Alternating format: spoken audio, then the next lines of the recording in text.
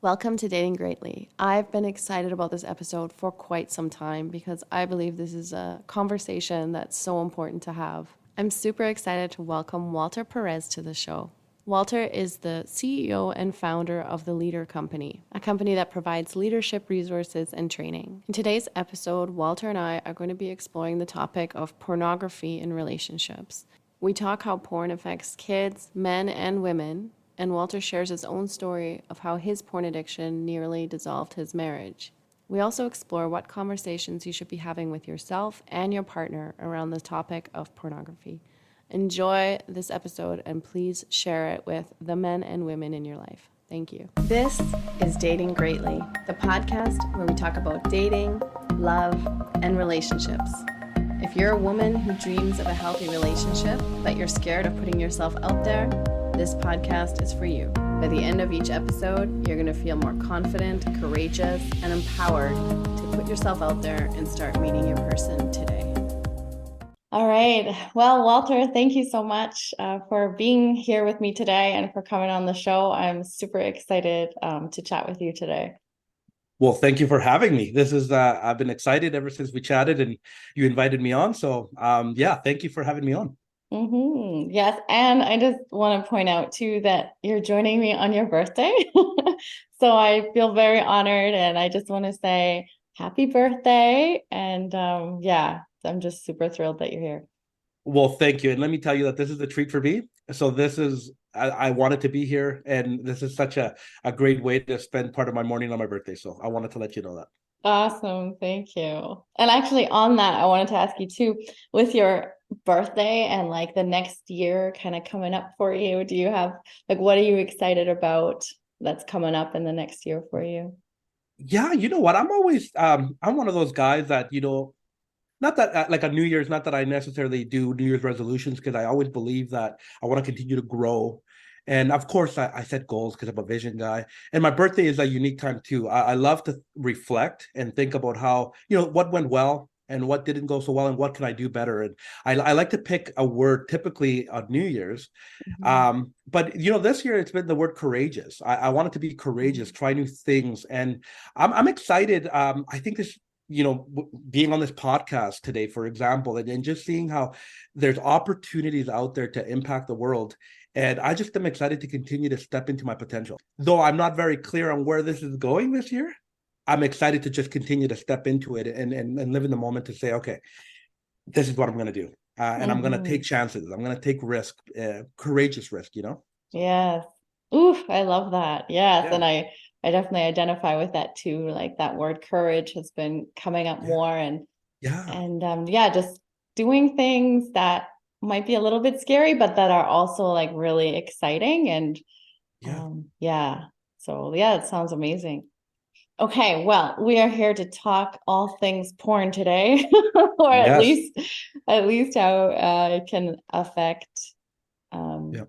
people, especially men, relationships, Hmm. dating, and all that. So, as you're talking about stepping into your highest potential, I want to ask you how, as you're going to talk about your story and your experience when you were in the depth of, Hmm. you know, a porn addiction, how was that? Like, how were you stepping into your full potential? And like, yeah, if you can kind of explore that a little bit. Yeah, I sure can.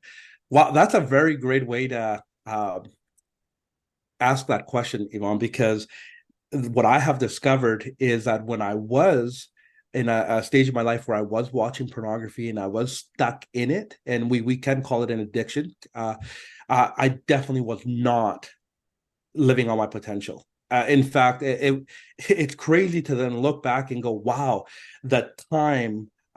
In some cases, money, the energy that was spent in that, uh, it was no good for me. Mm. Because you'll be divided, right?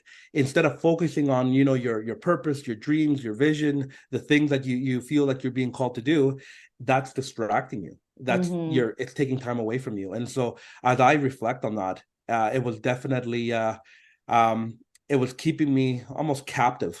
Yeah. So, you realizing that it wasn't good for you. consuming porn. When did that come about? When did you realize that it wasn't good?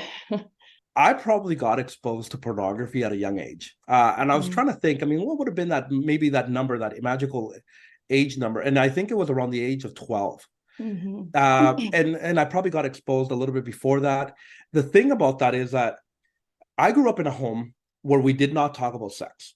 Like there was no sex education conversation between me and my parents. Mm-hmm. So, of course, as a young boy, you end up being exposed to pornography. Your friends show it to you. You know, you find a magazine here or there, and that became my sex ed. And Mm-hmm. what ends up happening is I ended up growing up with that. These visuals, these images, uh, to an extent. Throughout my life, there's need to think that I needed to go back to it. It went through my whole life. And I, by the way, lived in a state thinking that it wasn't a problem. I Mm-hmm. didn't know it was a problem. Yeah. I thought, I can stop whenever I want, and I did have phases throughout my life, seasons where I was like, no, I'm not looking at that. It doesn't make me feel good. I don't want to do Mm-hmm. that.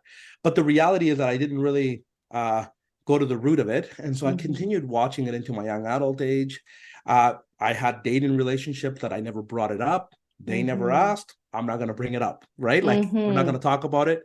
She doesn't know. She doesn't need to know.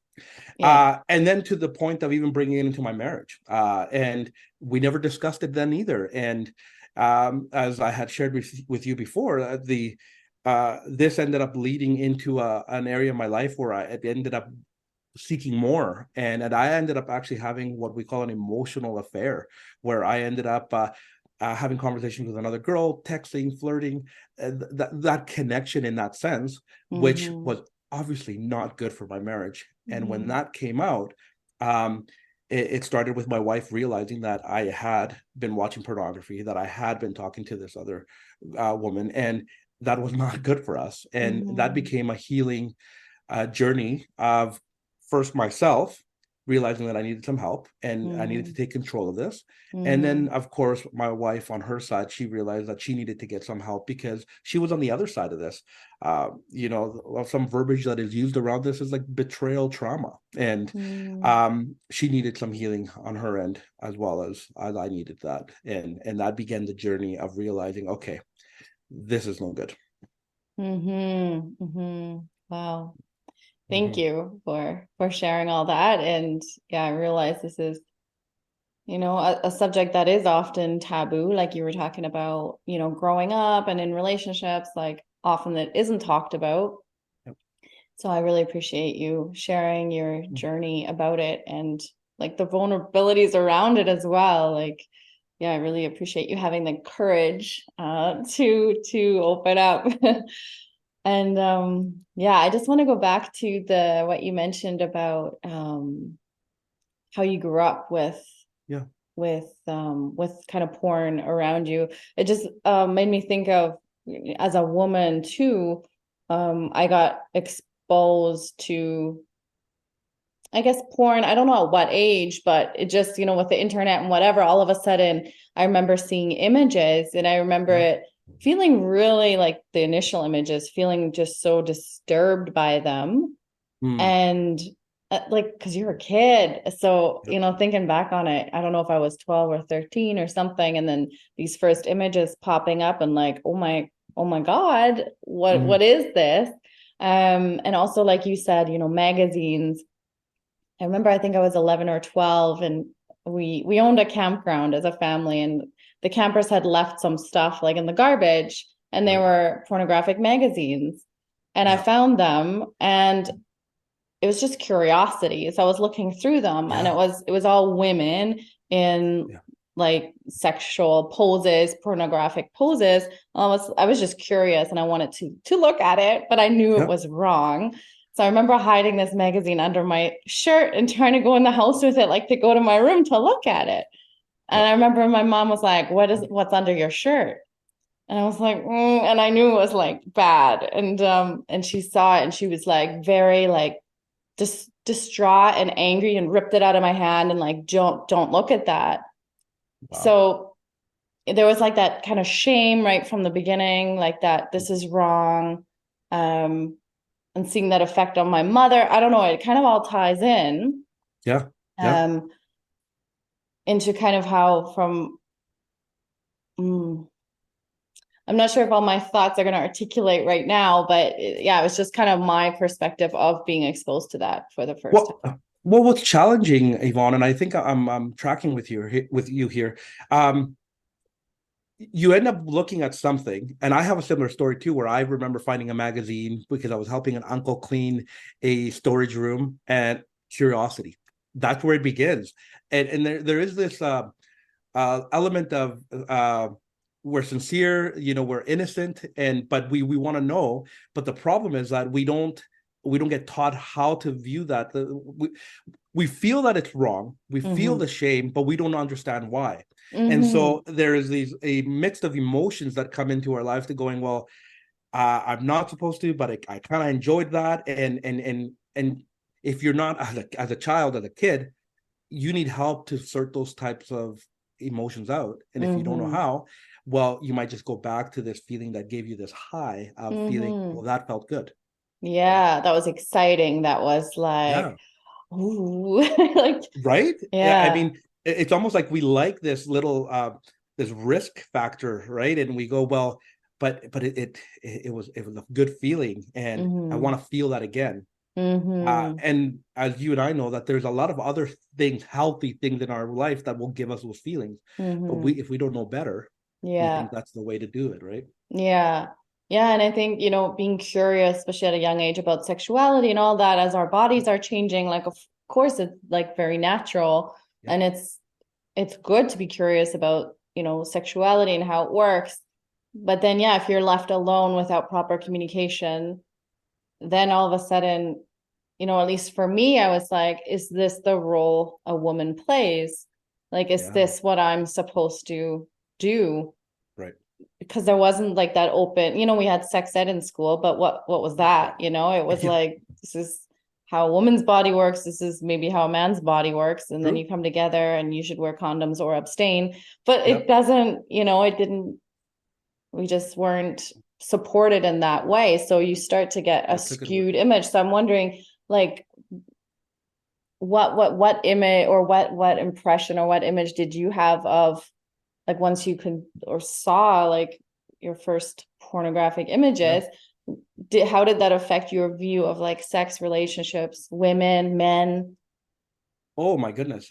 Okay, so I'll back up just a little bit because as you're talking Mm-hmm. about childhood experiences, I mean, of course, I was curious to go and watch it and to kind of see what it was all about. But Mm-hmm. actually, one of the things that got me to run to porn was pain. I grew up in a house that we maybe now it's more common, but I had a stepdad that was I had a very unhealthy relationship. Mm-hmm. Um, and because of that, I had pain growing up that I didn't know what to do with. And so I would go and run to pornography.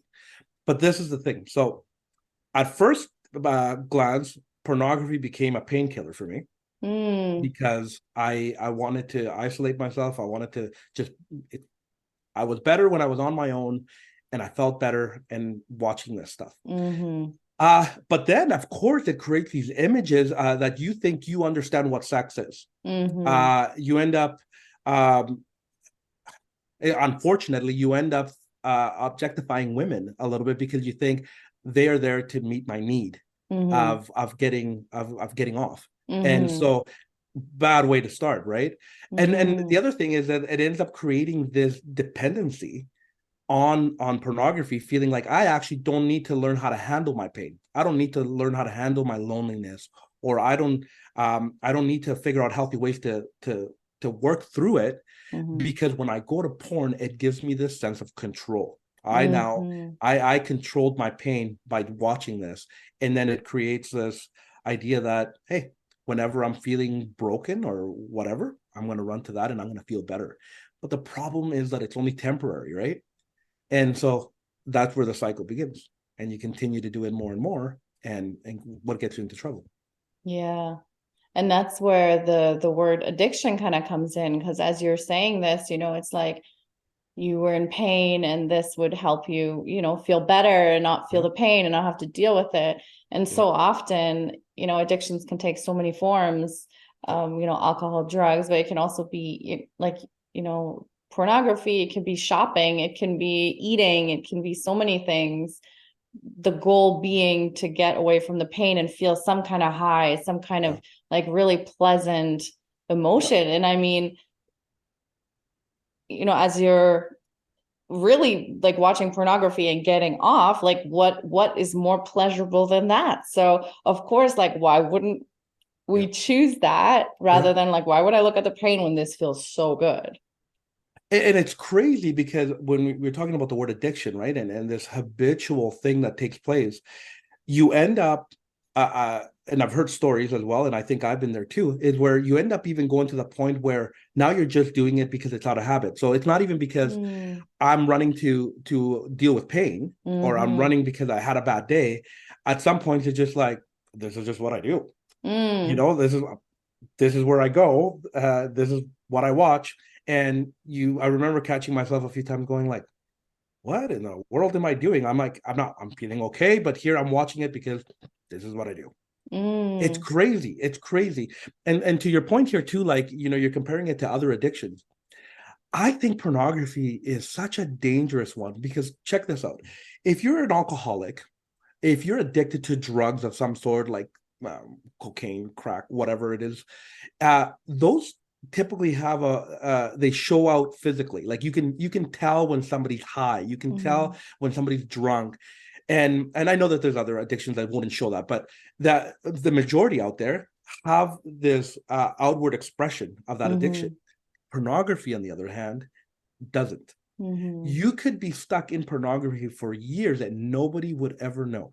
Yeah. I mean, eventually there's consequences, of course, for Mm-hmm. everything if you do it long enough, and it will come out. But uh, from what I have seen, majority men, women can watch this for a long time, and you would never know, which is scary. Mm-hmm. And that's why it's become a bit of a taboo topic. It's also we don't talk about it, so we don't know the effects of it really. Yeah. Yeah. And then because you just can't tell, there's also such isolation with it because no one would ask you, hey, do you need some help? Or hey, is there something going on? It Yeah, just doesn't have that those yeah, exterior signs. So it just sounds very like it's very isolating, very yeah, yeah, just you and the screen. yeah. Yeah. And I like to think of it sometimes too as it's like a band-aid uh, to whatever other rooted issues you might have. And we all got our own challenges, but the problem is that porn prevents you from actually going in deeper and maybe discovering how to deal with that. Did you always find like this shame associated with watching porn? Or I'm also wondering at what point did you notice, ooh, I think there's a few questions here. So I'm No, wondering maybe how the shame evolved for you and yeah. also how your maybe watching habits, did you notice consciously of the watching habits shifting? Oh man. So yeah. So I think what happens is there's a little bit of shame and guilt involved, right? Because Mm-hmm. um, so when you get stuck in pornography, it helps you, it makes you want to be secretive. Mm-hmm. Um, in fact, the three words that were coming to mind as I was thinking about this, it makes you lie, cheat, and steal. And when you think about it, Mm-hmm. that never feels good. You know that stealing is wrong. And what I mean by that is it's stealing, your time. It's stealing money. It's stealing from your relationship or some having intentional time with your wife or your kids. It steals that. And that was actually a big like, whoa, that's what it actually does to me. It can open the door to cheating. And when you think about the line that will go into that, sometimes because you want to make time to watch pornography. So Mm-hmm. you know that, hey, maybe if I'm mad at my wife or if I'm angry, that'll give us separation time, and that gives me excuse to then go watch porn because I'm mad or I'm hurt by what she said. So now I have the right to go look at this, right? Right. And so, Mm-hmm. but then you know that that's not the right way to handle it, and so shame comes in, and the problem with that is that you now feel broken and kind of hurt, and so how are you going to deal? There's a cycle that ends up happening. So how do you deal with the shame? Is that, well, if I can go feel this high, I'll feel better. But then Mm-hmm. the shame comes again, and then just you get stuck in this routine of unhealthiness. Yeah. And shame plays a huge part when you don't realize that um uh when you have to break that. Mm-hmm. And it does a thing on your self-image. It it, of course, it does things to other people with relationships, but on you, Mm-hmm. you could end up feeling like I'm trashy. I feel gross. And it only adds on to this if you don't know how to handle it. And Mm-hmm. so I think shame is a big factor, and it's dangerous if you Mm-hmm. don't know how to deal with that, because it'll keep you stuck. Yeah. Yeah, for sure. Mm-hmm. Yeah, it's a scary thing to get caught up in that if you don't seek help, and Mm-hmm. especially because pornography likes to isolate you. You think, well, if I tell the world, if I tell my best friend, or if I tell somebody else, they're going to think I'm the worst human being, and they're going to judge me, and they're going Mm-hmm. to think that I'm just a horrible human being. So I'm not going to talk about it, because you Mm-hmm. already feel the weight of this where you're at. Why would Yeah. you want to add more, right? Yes. Yeah, for sure. Mm-hmm. And so at what point, like maybe if you could tell me a little bit about how you were maybe dating and getting into the relationship, especially with your wife. Yeah. Like, did you go through phases or was it always there? Like this habit was always there? And at what point did it start to affect your relationship and in what way? Oh, it's a scary thing, or interesting thing to think about, because Mm. uh when we dated, we never talked about it. And Mm. so I probably can think about, there were phases where I would go good without ever being tempted by it, looking at it. And then there were times that I would go into it. And so, you know, I'm a man. I got control of this. I don't need to, I don't need help. So I don't need to talk about it, because I can go weeks or months without it. But then Mm.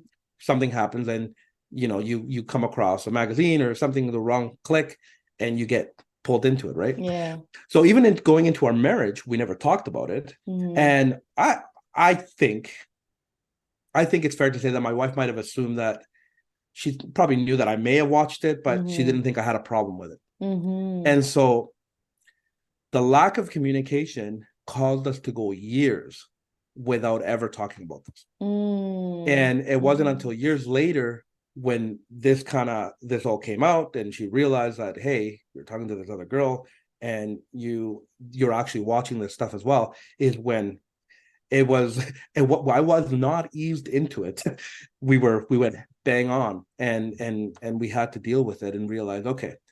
um but if I back up for a little bit, I Mhm. think I totally did affect our marriage in some way. So, for example, we're talking about shame. Mhm. I remember watching this stuff and feeling like, oh, I feel a little dirty. I feel shameful. I don't want to watch this. And I remember one specific time where I was with my wife, Mhm. and after making love, and I felt shameful. And it was Mhm. like, whoa, wait a minute, my body's connecting to me over here watching this, to where I belong in the bedroom. I'm feeling shameful about that. Whoa, wait a minute. How I knew that did not make sense. But Yeah. how did that that actually opened up my eyes to realizing, okay, this feels gross. Whoa. It's creeping into my marriage, and she doesn't even realize it, because Yeah. we hadn't talked about it. Now, I told her later on when we did start talking about that, but it was crazy to me to realize that that's how it creeps in there. And then, you know what? And I'm feeling disconnected to my wife, or I'm feeling like, hey, actually, um, I saw this thing happened over here, and why can't this happen in the bedroom? And you end up having Mhm. these unrealistic expectations, which is not healthy. No. Especially as you look into the porn industry, and you realize these are actors that Yeah. are putting these scenes together. And the deeper you go into there, it's fake. It's all set up. It's not designed to duplicate to what happens in the bedroom. It's not realistic of what you see in No. these videos and pictures. Mhm. And so Mhm. that's the first thing that really messes with you, because you start going, well, that's how they do it, so that's how I need to perform. That's how my wife needs to perform. And women will have that that expectation, thinking, oh wow, like that's what a woman should look like or sound like, so I need to do that too. Exactly. And That's it's so unrealistic. Even from like the just the obvious, like the high pitched breathing or whatever. yeah, I said this before on another episode, but it's like it actually mimics like the fear response. Like it mimics anxiety, this high pitched breathing. So in reality, when you're actually enjoying pleasure, it's actually lower and way more like relaxed and deep and exhales. So even that, and then as women, we're like, oh, we're supposed to do that. So we end up putting ourselves into like this anxious state, which it's, and then also there's zero communication in any yeah. kind of porn. It's just, yeah, it's completely unrealistic. And then of course the body image for women, like is that what we're supposed to be doing? Okay, am I meant to just please the man? Like, where's my own pleasure in this? Like that doesn't even, Yeah. exist in the realm. Also, what you were saying, that was so powerful when you talked about feeling shame after like making love with your wife, and just thinking about the power of energy when we make love, and like this, like how we're connected, and Yeah. like as a man feeling shame, also how that energy would have affected your wife, like Yeah. probably feeling, the same, ashamed of herself, because like it's so, the energies are so powerful when we're together like that. So And my you think God. about this, Yvonne, like there's sometimes couples will go through some challenges in the relationship and you go, well, I don't know what it is. There's something there, but we're trying to figure it out. Or there Mm-hmm. was just, he had a bad day, or I was tired, or whatever it is, Mm-hmm. right? And sometimes it actually goes deeper than that. And in this scenario that we're talking about, it could be pornography because Mm-hmm. the things that it's doing to you emotionally and mentally and physically, you may not be able to pinpoint it, but it actually is creating a wedge between you and your partner. Yeah. Yeah. I'm just right now, I'm thinking ahead of like, how do you undo that? Like, do you ever get out of that? And how did it start for you? Like, because that's such deep rooted stuff. And Yeah. how do you go from that to, I get, yeah, a healthy, connected, yeah, way Well, of being. And yeah, well, it's a tough one because you have to understand um, that there's some rooted things in your life, mm-hmm. that pornography is not a surface thing. There, pornography might be covering other challenges, or we can call them issues or problems that you've had in your life that might even go as far back to your childhood. Mm-hmm. Some might be in the immediate, like something that happened a year ago or whatever, but Mm-hmm. um it's understanding that there's rooted things, and porn likes to mask that. Porn likes to cover that up and make it seem like there's nothing wrong there. And so first, I think, understanding self-awareness, that there is, as you know, Yvonne, part of what I do is leadership coaching and leadership training, because I love people to understand that leadership is important wherever you are at, that everybody's Mm-hmm. called to be a leader. But one of the first things that you need to discover is that self-leadership is that Mm-hmm. how to lead yourself, and that is self-awareness sometimes, and having some core values behind what you want out of your life. So Mm-hmm. you want to snip this out of your life. That was one of the things, realizing, no, this has caused so much brokenness that I need to snip this out of my life, and it can't be part of my life in Mm-hmm. any shape or form. Um, I work with Restored Ministries as well, Mm-hmm. and I'm one of the host, community host on there, and I'll tell more about it a bit. But Mm-hmm. we're a ministry, and my faith has played a humongous role, and so I got to give credit where credit is due, Yvonne, because Mm-hmm. my personal relationship with Jesus, which is what I believe, has Mm-hmm. been a huge factor. And the reason I say that is because at Restored Ministries, one of the things that we want to help men understand is their identity. Mm-hmm. Pornography steals your identity because you Mm-hmm. think that is your identity. The shame that you feel is your identity. The brokenness, the idea that you need to run to it, that is what sustains you, becomes your identity. And we want to break that off. And we believe that you finding your identity in Christ is where you start first feeling the healing. Mm-hmm. Because, I think our souls crave something. You, whether you're talking about spirituality, whether there's God, like you crave something, and you want you the things that are rooted. It's almost like you're trying to look for meaning. And so when you run to pornography, you think that is filling these voids that you have, but the reality is that we crave intimacy. We crave community. And when in Restored Ministries, when we help guys and guide them to saying, okay, let's get yourself centered in what your relationship with Christ looks like. Matt Klein, the founder of Restored Ministries, likes to say something that I think I love when he says it. And he says, you were created on purpose for a purpose. And I love that, because when you understand that, you go, oh my goodness, there's so much more to life than me being stuck and watching pornography. Yeah. And so my faith has played a huge role in understanding that healing, because I had a lot of shame and brokenness behind that. And then realizing, actually, you know what? The thing that pornography projects on me and what it tells me that I am, that because I hurt my wife, I'm a piece of crap, because I've been stuck in this addiction and I am the addiction, because I failed, I am failure. No, that's not it. It was a thing, an act. There was an addiction aspect to it, but there's also, I can break free from that. And I'm not that person who I am today. So my story today, and this has come a long way, if you want, I used to identify with that and be like, well, that's who I am. I wouldn't want to talk to you about this, because I was associating all this brokenness and shame to the crappy individual that I was. Yeah. But today, I'd love to tell you that my story is God's grace. Story is I am now on the other side of it, telling you that there is healing. Yeah. And there is, I want to tell you, there is healing, even though there's an addiction, there's a science to that. There's ways to reverse that. There's things that you can do to actually break free from this. And that doesn't have to be your future. Yeah. Whew. Ooh, that's powerful. Yeah.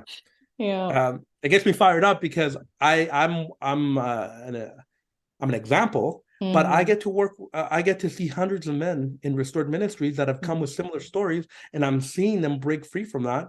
Yeah. And marriages are being restored, Yvonne. So that has to speak for itself. And when men realize, like, wow, I feel like my purpose is to start a business. My purpose is to help other men. My purpose, that idea that I had was I never did it because I was so distracted.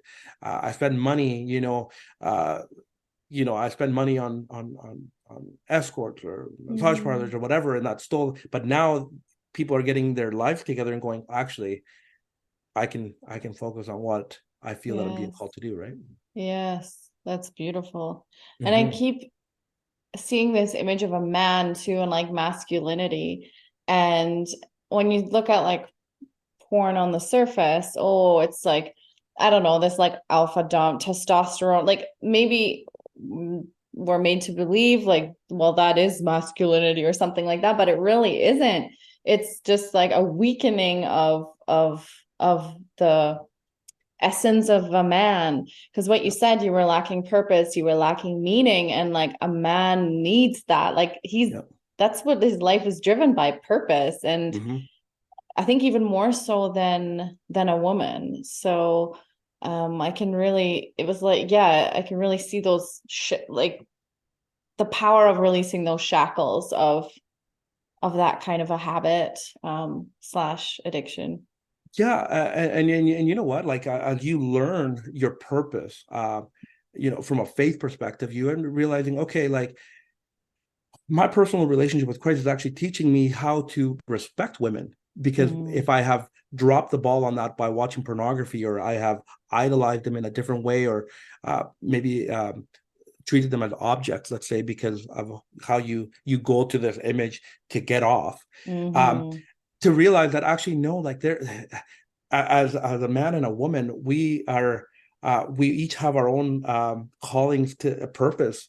And in a matter of speaking, like, we get to do life together and work together, and we each have value. And then when you understand that, oh my goodness, it changes everything. Like, that I could I can serve my wife. I can love Mm. my wife, and Mm-hmm. you come together and you communicate that, and you grow together in that. It's a beautiful thing when that Yeah. happens, like, Yes. yeah. Mm-hmm. I want to know more about that specifically. I've got some questions Yeah. about yeah, your relationship. And I just want to go back just a little bit. Yeah. And do you remember the moment or the time when you decided that's it? Like this is it. Yes, I do. It's unfortunate that I don't have shame on this today, but Mm-hmm. there was a while that I did. It was Mm-hmm. unfortunate that what caused me to make this decision was brokenness, is Mm-hmm. this awareness that I had broken my wife's heart, and Mm-hmm. that I was on a path to destroying my marriage and possibly my family, Mm-hmm. and with my kids and all that. And so to realize that, I've said this before, that I needed help and I didn't even realize that I needed help, Mm-hmm. which is scary. It's scary to think that sometimes we have to hit rock bottom to wake us up, shake us, and go, "Whoa, you need to settle down. You need to realize that the road, the path that you're on right now, it in a matter of speaking, leading to destruction, Mm-hmm. and you need to get off this path right now." And so I do remember the hurt, and that was the initial, I think, shock that helped me realize that. But then it ended up leading into, what, actually, there's so much more purpose in my life that I have not been tapping into because I've been stuck in this. And Mm-hmm. so making that commitment to going, okay, I need help. Mm-hmm. And that's where Restored Ministries came in, where I needed to tap into community. And first of all, we talk about being courageous. Yeah. Is being courageous to go, I'm going to go and hang out with a group of guys. And in my mind, at first, I'm thinking I'm going to get judged. I'm going to be the worst man in this group. And then you go in there and go, oh wow, okay, this is actually a safe place. Mm. And not because we're enabling each other, but because we're meeting each other where we're at and going, there's hope. Okay, Yeah. you can start this healing process. And so that was the initial thing. And I had to show my wife that I wanted to get help, that I Mm-hmm. wanted to do that. And then the reality is that she couldn't be that partner that could help me, like, because she was the one that got hurt by it. So Yeah. I needed to step out of that and show her that I wanted to change things around. Mm-hmm. That was the initial part of that. And then for our marriage, she needed to get some help as well, Mm-hmm. because there's this betrayal stuff that takes place, and she needed to know how to handle that, and I couldn't help her that. So we Yeah. had pain on two different ends, right? I'm here, the one who did it, shameful, broken, don't know what to do with my emotions, and she's going like, I'm the one that's been hurt, and so we had to go seek healing separately, and then come together and work on our marriage. I love that. And honestly, that was the secret. And my wife values her relationship with Christ as well, so that ended up being a huge savior for me, Mm-hmm. because we shouldn't be together. Because she could have decided to say, no, I'm not going to work on this, but Mm-hmm. that's not how she's wired. She wanted to work on Mm-hmm. this, and because I showed her that I was willing to work on it, and she realized that this was deeper than I just chose to do this. There's Mm-hmm. deeper things that were going on here. There's a lot of layers to this sometimes, right? And so you Mm-hmm. deal with the first layer, and that kind of, okay, I took care of that, and you go, oh, but now I'm ready to deal with this other thing. Yeah. But Oh, I and think, here's another. and I don't think we should be afraid of that. I think, Mm-hmm. I believe that we should be lifelong learners, right? And we should be open to that. And in different seasons of our lives, we're going to deal with different things. And I'm very aware, Yvonne, that there's probably some other rooted things that I haven't dealt with, but they're kind of more minor. Mm-hmm. But it's just not the time to deal with them because I'm dealing with other things. But it's Exactly. not it's not affecting me negatively because I'm Mm-hmm. dealing with the other things, right? And Yes. so you just go on, and sometimes we think that it's tiring to work on ourselves, but it's actually energetic for me now, going like, I'm actually, every day I'm becoming the best version of myself. I'm stepping into my potential, and it's exciting. It is. I hear you on that. I hear you on that. Like, yeah, the excitement of, okay, here's another layer. And then to be honest, like some days it's like, why is there another layer? Like I thought I was done with this. But yeah, it's also important. And yeah, I love that you guys sought help separately. Yeah. I find that so vital in a relationship that, marriage counseling, I think, has its place, but I think it's Yep. so vital that each person seeks the support that they need.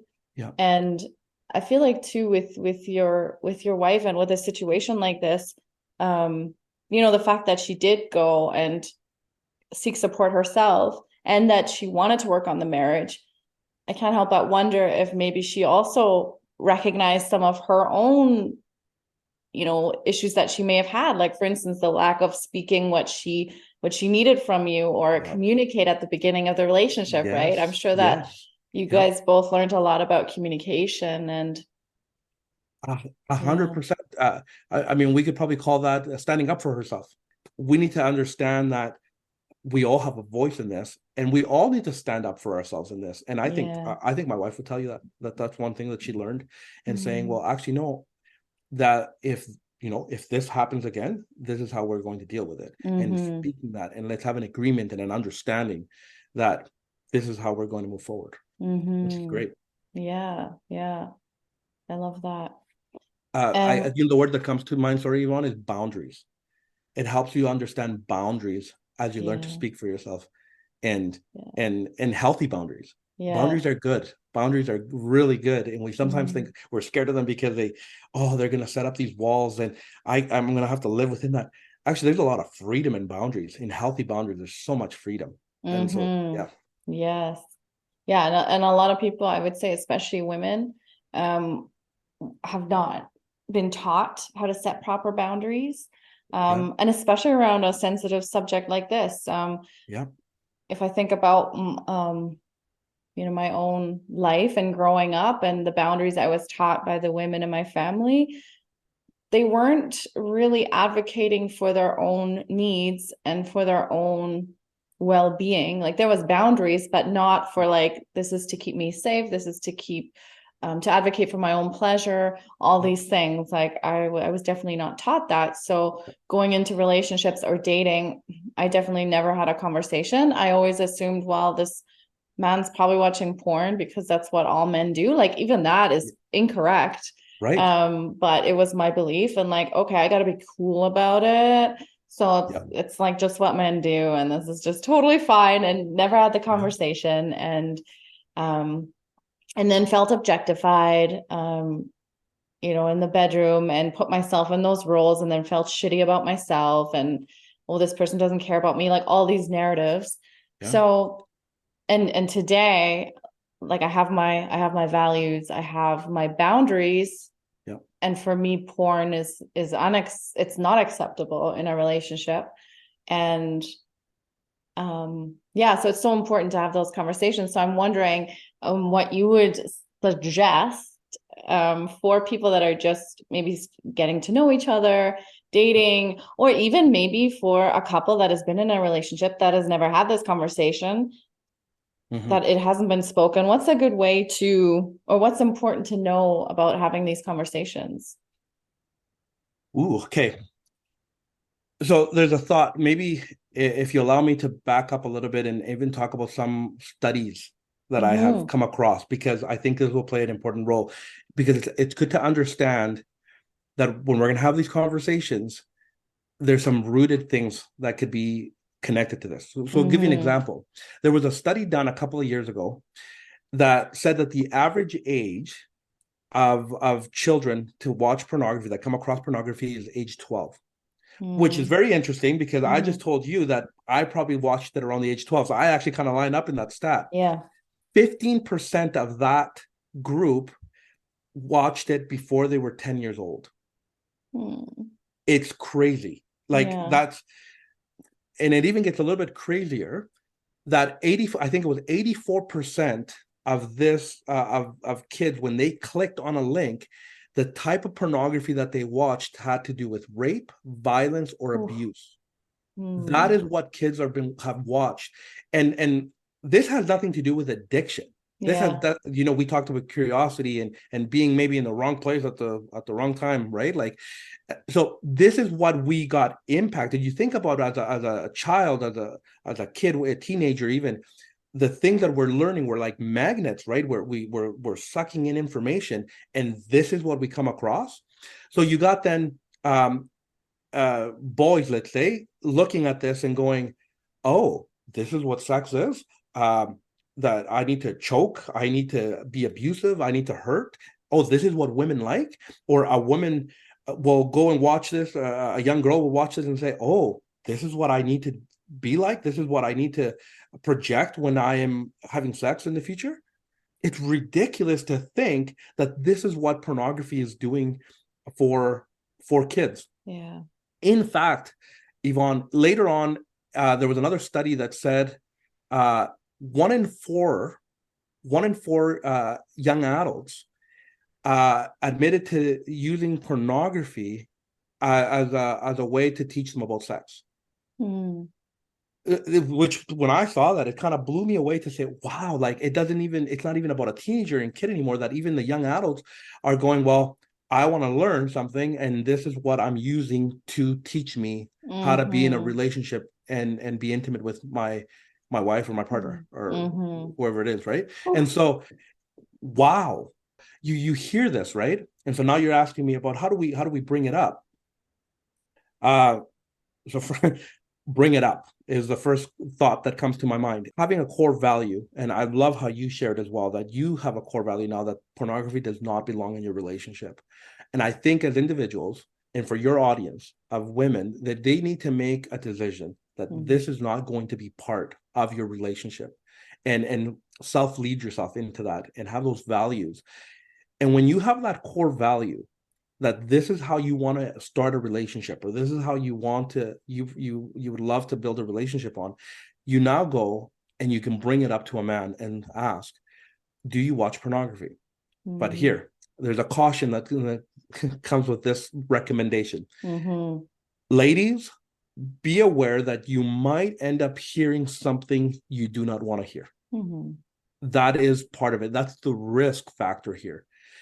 But that doesn't mean that you shouldn't do it, because this is a cool opportunity, especially if you're dating. You bring it up to a guy and you ask him, are you watching pornography? How he reacts will tell you a lot. If he admits and says, yes, I do watch it, or I haven't watched it for a bit, or it's on and off. And if you tell them, listen, this is not something that I'm comfortable with, or I don't want this to be part of a relationship, how he reacts to that could give you a good idea on where this relationship is going to head. Because if he's willing to say, okay, you're right, you know what? I understand why this is not good. I wanna get help, or I want this to be out of my life. But if he's not willing, I think that tells you a lot. And that's the beauty of dating, right? Dating is this courting sometimes. And I remember when I started dating, I called me old fashioned, Yvonne. I had this core value that I didn't want to date somebody if I didn't see myself marrying them. That was one of my core values. And of course, did I date and some relationships didn't work out? Yeah, they didn't. But at least I didn't feel like I was wasting my time. I was trying to set it up on a proper foundation, right? And so when you have these values, then you can come, and you and I were just talking about standing up for yourself. Well, stand up for yourself now. And I think the key word here is communication. You think about the lack of communication is what ends up creating bigger problems later, because like, if I would have known, or I didn't know it had been happening for this long, and now you got to deal with it then and work on your communication. But if you can work on your communication from the start and keep working on it, it'll never be perfect. We're human beings, right? But you will end up probably preventing a lot of future challenges if you learn how to communicate. And the best way to learn is by actually start doing it. Yes. And so I have to tell you that, and if you're in a relationship already, or you're married, and you're not, if you don't know the answer, whether your significant other is watching pornography or not, it's time to go ask. It's time to bring up the conversation. Let's stop making it this awkward conversation or an assumption that we know what's happening, because the reality is we may not know. Exactly. And when you bring things into the light, it creates the opportunity to then actually work on it. And it doesn't have to be a deal breaker necessarily. Thank God, because I'm still married and we're doing amazing. But I do know that there's been scenarios where the other partner just can't handle it. And Mm-hmm. we all have our own journeys on that, right? Yes. Yeah, definitely. Yeah, it's so important to communicate that early on. I think for women too, when they ask the question, do you watch pornography? And when they're clear on either I'm okay with it, or I mean, if they're okay with it, I don't Yep. know if that conversation is as important. Yep. But if they're not, to be like, no, this is not okay for me. And to believe that they're like, I think there's so much worthiness associated with this, Yeah. that I'm worthy to be with a man who respects my view on this and my feelings about Yes. it. And yeah, and then to have the courage to speak. But I feel like in order for us to speak, to set these boundaries, we need to feel worthy that, Yeah. we're worthy of someone to respect our feelings on that. And then I come back to, for you, it was the relationship with Jesus, this, greater purpose, this greater connection. And I feel like with women too, like for our own worthiness, like we have to feel connected to something greater. And yeah, whether that's Jesus or whether it's some kind of spirit, or I'm not Yeah. sure I'm articulating this No, properly, but no, yeah, I think like you're nailing it, Yvonne. So whoever's listening to this, I need you to know that you're worthy. I think we need to speak that, because mm-hmm. maybe you're waiting for somebody to say that to you, and maybe Mm-hmm. you're doubting, or maybe you're not feeling, but you're worthy, and you were created with so much more intention than thinking that your voice doesn't matter, or what you think, or your values don't matter. They do matter, and that's why we need to speak up. We need to stand up and say, okay, no, this is what I want, and I deserve better. Like, I don't Mm-hmm. need to settle. Yeah, I don't need to settle. And Mm-hmm. as you discover that, and realize that you were created on purpose for a purpose, definitely, that you are loved.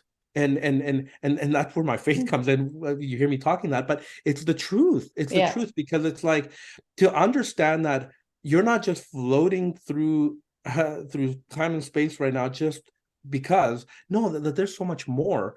And depending on how long you have to live on this earth, um, go on this journey of, do it at your own pace, but go on this journey of discovering that there is so much more to what you're Mm-hmm. experiencing, and Mm-hmm. and and and that there's this meaning, and that and that's why I have to specifically say that I believe in Jesus, because when I think about the universe, or I think about God being this greater thing, the problem with that for me is that it's not personal.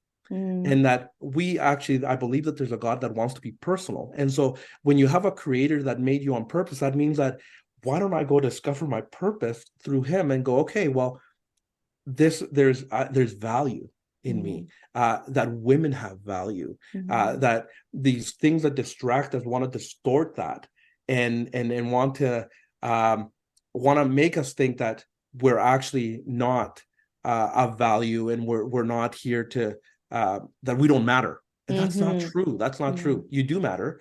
And it just, we need to go on this journey of realizing, actually, as an individual, um, I am, I am, um, I am of value, and I can come into a relationship and still have that same value. And Yeah. I don't need a man to complete me. I don't need a woman to complete me. We're each our own. But when you come together like that, wow, wow, like what talk about creating magic and power in that, right? Like, Mm-hmm. Yeah, like the power of creation itself happens between two people, I think, like that love, and that, yeah, two whole people coming together and just creating love, creating joy, meaning. and Ivan, I think you mentioned earlier on, like, you give up a bit of yourself sometimes when you're with another partner, or even with watching pornography and all that. Mm, But the cool part about it, though, is that there is healing possible. There's possibility for healing and restoration. There's mm, a way to redeem that, and it you're not your past. So you can end up choosing today to say, I'm gonna do things differently. It doesn't matter. It it matters in the sense, like, there's consequences for things that you do, mm, but that can be broken off. And I believe that your story, your brokenness, whatever it is, can be used um, today to not even just make you a better person, but you never know who you're going to help. because of Mm-hmm. that story. You might be preventing somebody else from going down a path that they might not be able to get out of, but because of your story, your Yes. bravery and your courage to say, okay, this is where I've been, and I can Yeah. only tell you my experience with it, and but this is why, you know, this is why you shouldn't allow pornography in your relationship. And Yeah. I know that there might be some different views, but I just, when I see the brokenness that it has caused not only in men but in women, I could not sit here and look at you in the eyes and say, I think it's okay to dabble with it. I just can't say that. I've Mm-hmm. seen too much brokenness come out of it, and it's just not worth the risk. Even if you thought, well, Walter, I've been watching it, and it hasn't done anything. Actually, my wife knows, and she's okay with it.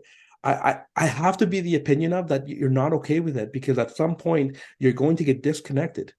You're not going to feel like the one that you could, the potential of being one like that, and not have that divide you. It just, there's just so many things, and it's dangerous because, the things that it does to your brain, Yvonne, like, it creates this high. There's also another part of the brain that gets activated that at some point what you're looking at is not enough anymore. Like, Mm-hmm. it doesn't suffice. So now your brain wants to look for the next high, and you know what? Let's just be real. What it could end up happening? Well, you could end up breaking the law. You could end up doing things that will get you into some deep trouble. You hear about the stories about sex trafficking and pedophilia. Like, it's not worth it. Yeah. Nobody starts watching this with the intention that they're going to end up in jail because they got caught watching the wrong thing. Nobody has that intention. Nobody Mm-hmm. wants that. But that's how deep and rooted this gets. And so I have to advocate and say, the root of what happens here, it is not worth it. It's just not worth it, because sometimes we lose control. Yeah. We lose control. And if we're not in community and if we're not Mm-hmm. seeking help, oh my goodness, Yeah. you wake up one day going, how did I get here? Yes. Mm-hmm. Wow. Yeah. I also, what's coming to my mind too is this lens that's sometimes spun, especially for women. Oh, these women that are in the porn industry, they're empowered. They're empowering themselves. They're bringing in them. Let's see, it's great money, and they're taking charge. They're calling the shots. And my opinion just is there's no empowerment in that. You're I don't know what kind of relationship these women have with their bodies, but if as a woman you believe your body is a holy temple and it's sacred, like in, God, Mhm. Jesus, the universe, Yeah. whatever created you in this holy way, like we're here, we're all like miracles. So if Yeah. you believe your body is holy and sacred, how can, how does that, like, that doesn't match with allowing, various men for money to insert themselves into your body. That has nothing to do with female empowerment, and I Oh my goodness. believe this narrative is coming from the people in that industry anyway, to try to sell women on it, or I don't know, but I definitely don't believe it has anything to do with female empowerment. And there have been women that have come out of the industry and have shared their stories and have given, have told stories about how horrible it was. They never enjoyed it.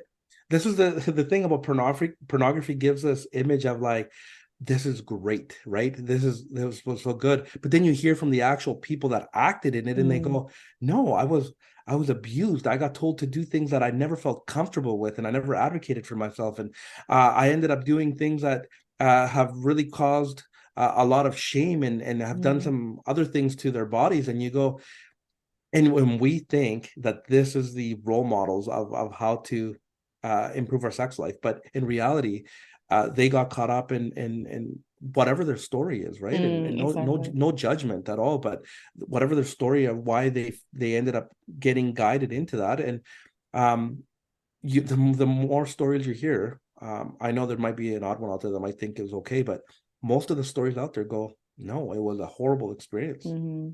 and they will advocate to saying stay away from it. Yeah, yeah. Yeah. Mm.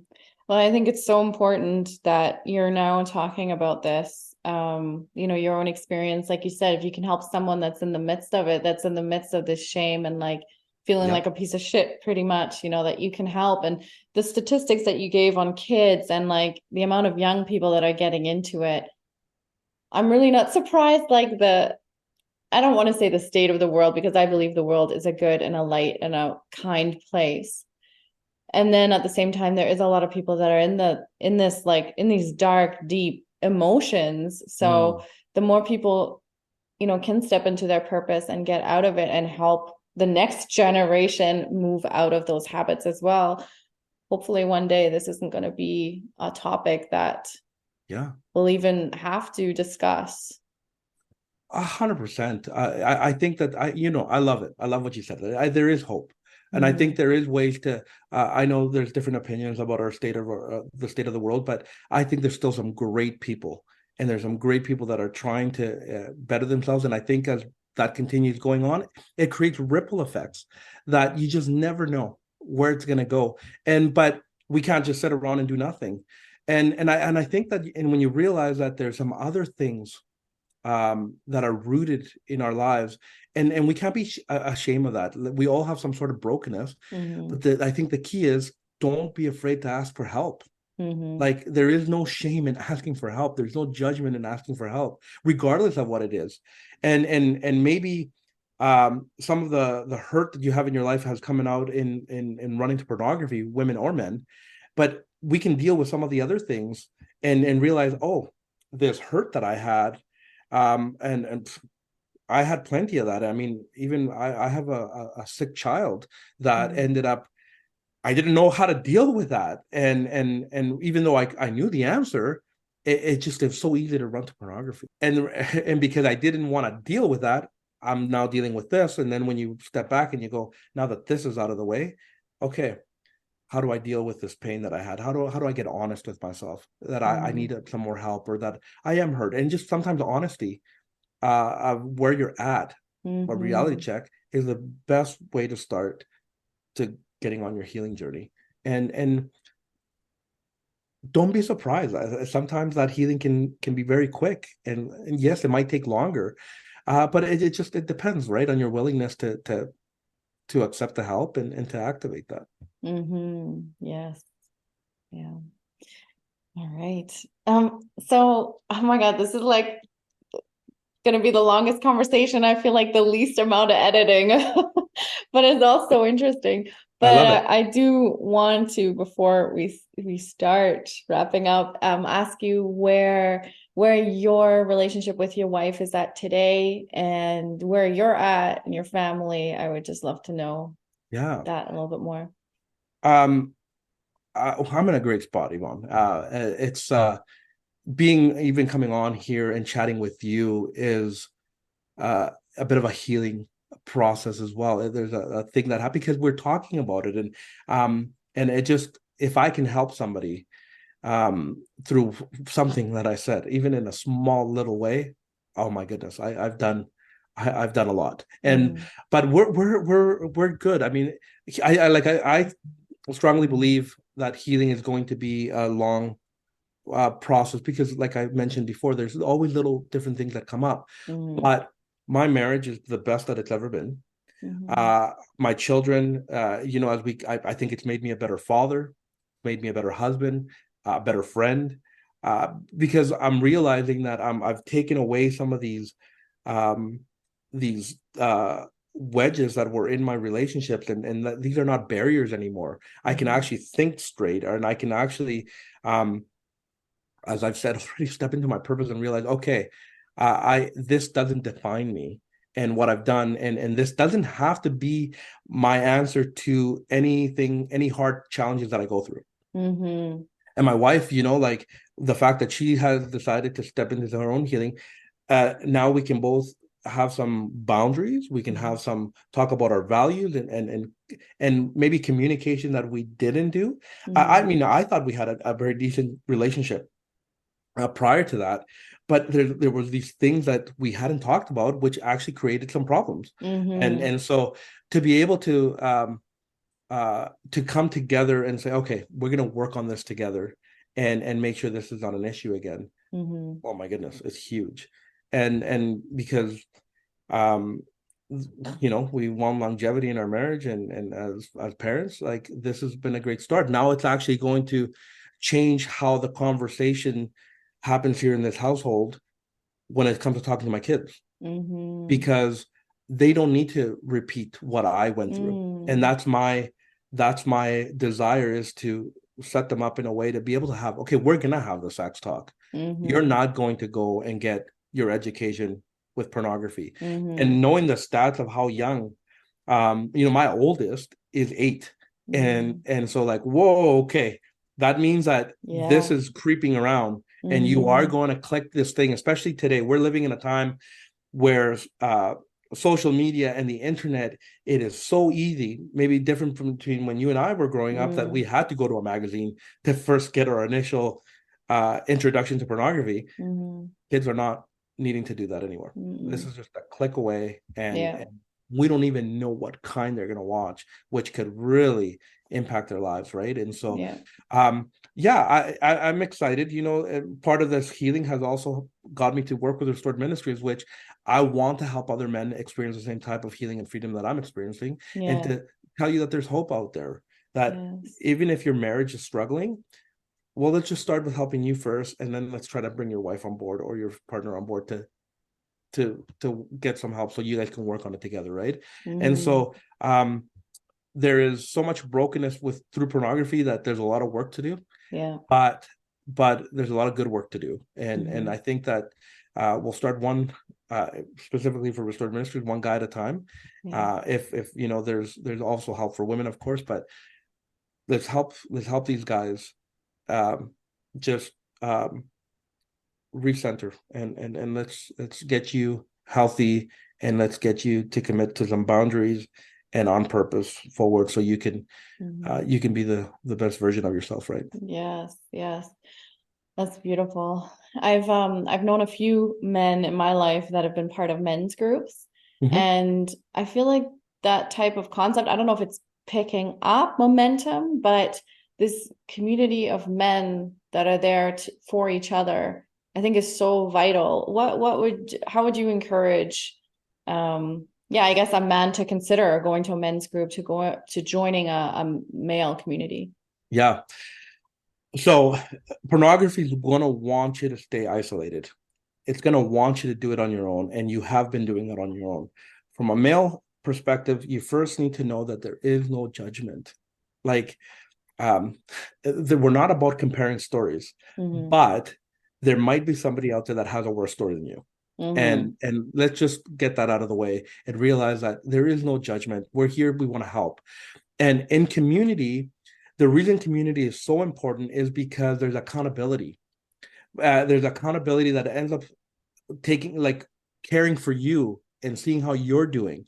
Uh, you know, uh, Sometimes accountability can get a little bit messed up, because depending on how you were taught, you go, well, when I mess up, I will then go and confess and tell my group of guys, and then in my circle, they'll pray for me, or they will encourage me. But we want to help guys understand that you don't have to be reactive to this stuff. You can be proactive. Mm. You'll learn these triggers that come into your life. You'll learn these temptation points where you go, okay, I'm feeling angry. I'm feeling too alone right now, and this is starting to create these emotions in me that want to make me run to pornography. And I go, Mm-hmm. whoa, stop right there. Reach out to your accountability. Reach out to your community. And I've had guys that reach out to me and they go, Walter, I'm not feeling well today. I feel down. It has nothing to do with pornography. Like, this happened at work. Mm-hmm. And, in the past, I would always run to pornography. And so I just wanted to let you know. And that gives me an opportunity to encourage them, to pray for them and say, hey, um, put this type of music on. Think about this. Let's talk it out. Like, it sounds like you're trying to do this on your own by willpower. And why don't you go pray and ask to get some strength from the Lord? Mm-hmm. And when you start talking to guys like that, they go, oh my goodness. Even as simple as understanding gratitude. Funny enough, at the time of this recording, we're celebrating Thanksgiving in Canada here, but gratitude is a huge part of it. I'll give you an example, Yvonne.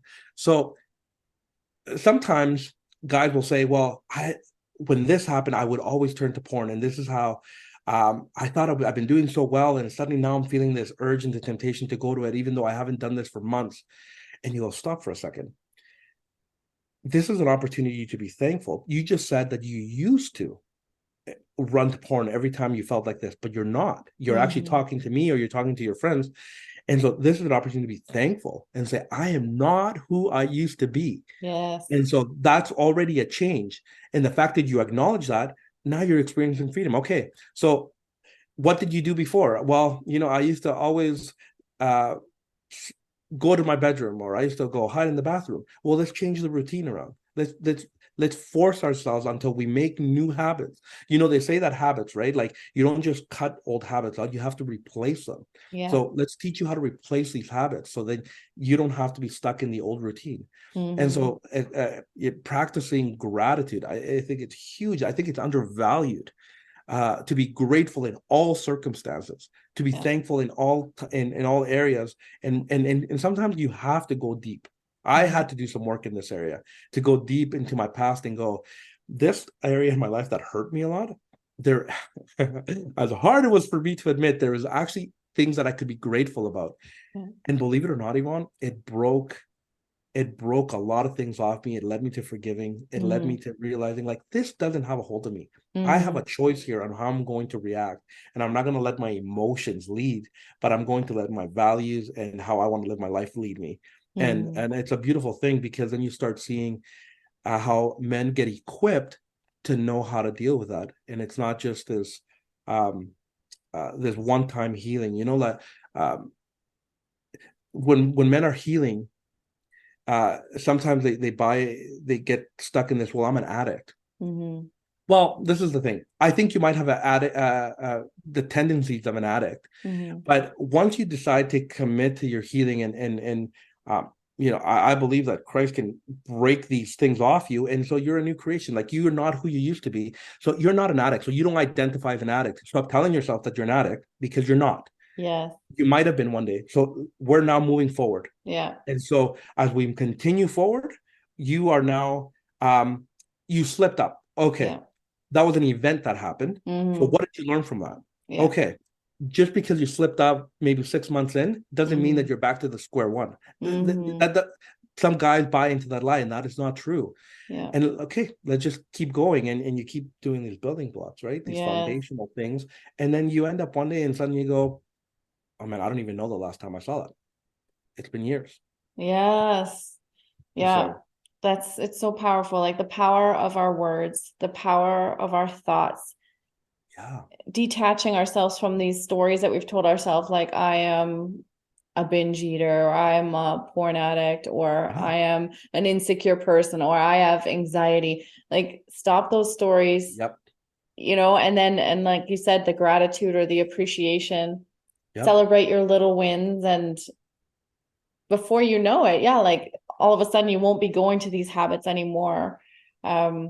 It's really powerful in that way. And if you can have community that can support you on that journey, or someone who's been through that journey, I think that's super, super powerful. Yeah, of course, because I think we're built for community, regardless of what community that is. And to be able to do life together with people, it's huge. And I think that's undervalued sometimes. And so if we can learn to tap into community and realize, okay, no, we can, sometimes I might feel a little too weak, but somebody else's strength and belief will be enough to help me move through that hard day. And to tap into, like, there, we have through Restored Ministries opportunities for people to have one-on-one coaching and group coaching, but we advocate for group coaching because it's great if you have some help one-on-one, but if you don't know how to live that out in community, it may not last.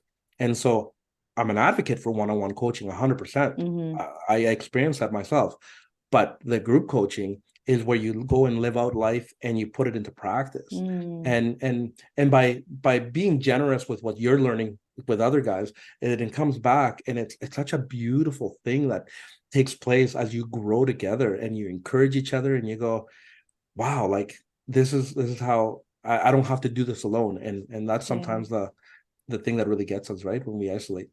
Yes, definitely. Yeah, so as you're talking about it, if someone is listening, or whether that's a man or someone who knows a man who might be experiencing some of this, Yeah, how can they reach out to you? And also tell me about, because we chatted about this before, like that the app that I think yeah, that's also through Restored Ministries, is that yeah, right? that's Yeah, right. so yeah, tell us about how someone could get in touch and like take those first steps. Yeah, so I got my hands on a couple of different things, just because I do my own business, and I help with Restored Ministries. So Mm-hmm. to get a hold of me directly, you could get a hold of me through my website, or the Leader Co. Mm-hmm. theleaderco.ca, and you can see some of the stuff I'm working on there. So if you wanted to chat with me more directly, but I have to advocate for Restored Ministries, because that's where I'm doing some of I get the opportunity to work with guys. And so that's restoredministries.ca. And we have there's a podcast. I'm not the one that's on the podcast, but Matt Klein, who is the founder of Restored Ministries, is on there. And there's some great episodes there that help. They tackle some of these topics. They go deep on different things that you just never know. They Mm-hmm. bring on guests that they interview that are experts on the topic as well. Mm-hmm. And that's called Pure Victory Podcast. Mm-hmm. And the app that you're talking about, it's called the Pure Freedom Community, and it's for 18 plus, for men 18 plus, Mm-hmm. and it's a free app. So if you come on there, nobody's going to charge you anything. I mean, we will educate you on other things that you can access if you want more coaching. But the Pure Freedom Community app can be found on, I want to make sure I remember this correctly, at purefc.ca. Mm-hmm. You go on there, you can say that you're a dude, and that you want to have access to it, and we'll let you in. And you'll come in and make a profile. You can put up a picture if you'd like, and tell us a little bit about yourself. And basically, we're there to support. We do some trainings, we do some teachings. Different people post things. I'm on there consistently welcoming guys on, and encouraging you Mm-hmm. to let us know where you're at. If you need prayer, if you need support, you need some advice, we'll give it to you there, right? And so Mm-hmm. if there's a man in your life, or if a guy is listening to this, go on there. You're welcome. Like I said, it's not going to cost you a cent. And let me be clear on this: it's a judgment-free zone. You need to hear that, because I know that's the scary part Mm-hmm. when you're entering something like this. But yeah, Restored Ministries has some different offerings with coaching if a guy needs to go in a little bit deeper. And we can even have some recommendations there for women as well. Mm-hmm. So that's where you can find us, and look around, and check us out. Excellent. I will be linking all that in the show notes. So yeah, I'll be linking that below for everyone to check out. I think that's a great app. Like apps are, I think, just also for like a safe way to kind of start exploring community, Yeah, for kind of start exploring, speaking what might be going on with you, and in a safe way that's still kind of not as yeah, maybe as intimidating at first as like a in person yeah, physical kind of group. yep. I love that, and it fits into like the day to day as well. Yeah, well, I'll add then too, because we're in a social media world. It's on Facebook as well. You can go to Restored Ministries on Facebook, or Restored Sexuality for Instagram. That's a good way to get introduced, because I know that Mm-hmm. this can be a little scary, but don't be. Please come on, and let's see if we can help you out, so you can not have to have this be part of your identity. Let's break this off and realize that there's more for you. Mm-hmm. Yes. Awesome. Okay, Walter, what is the it's like the final question, like an hour and a half. Wow. I didn't think we'd go this long. Actually, I did actually. But That's awesome. yeah. What's if you have just one piece of advice for in this case, it's going to be most likely a woman listening. What's one piece of advice that you would like to Hmm. share? Wow. I've said this already, but I need you to know that you have a voice and that you're valued.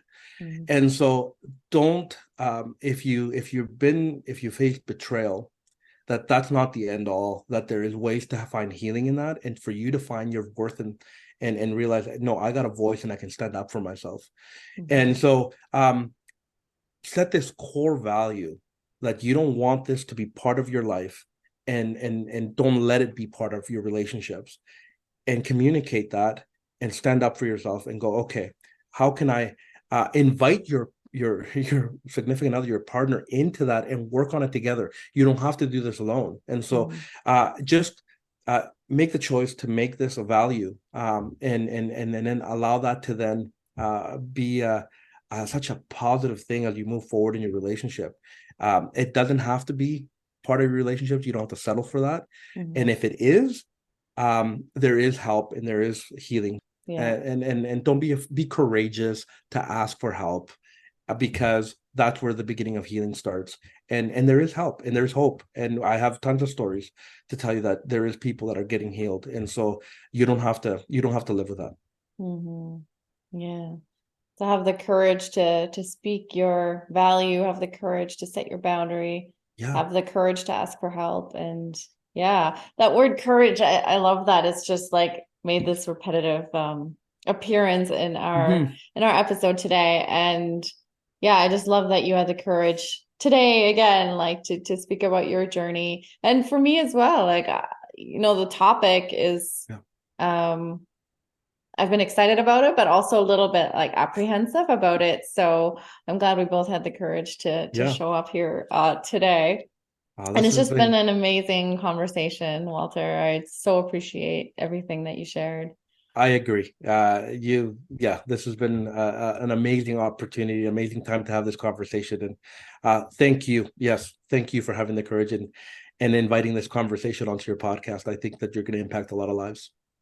Thank you, Walter. Yeah, and you as well. Like it's amazing that you're out there doing your work and helping men heal from this. And thank you. Yeah, love it. Thank you so much. And so before we really wrap up today, it's your birthday. What song are you going to put on today that you're going to boogie to? Not only am I going to put it on, I already put it on, and I love this question. I love music, so there's a lot of different answers to this, but one song, this actual song, my wife and I walked into the reception to, and it's called Coco, Koko, by Sander Van Doors, Sander Van Doors. And it's no words, but it's one of those like almost like EDM type of songs that just has a really cool beat. And like I said, there's many songs I could have said, but I wanted to say that because I think your audience are going to enjoy to dance to that. I love that. I'm going to listen to it as soon as we get off, actually. Yes, do it. Awesome. Well, thank you again, Walter. It's been such a treat. Thank you. Well, thank you for having me on. It's been such a privilege to do this.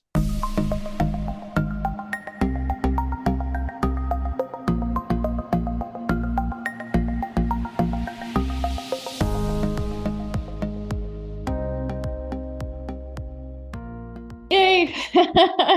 That's so good. Oh my God. Thank you so much. Yeah. I don't take this lightly, Yvonne.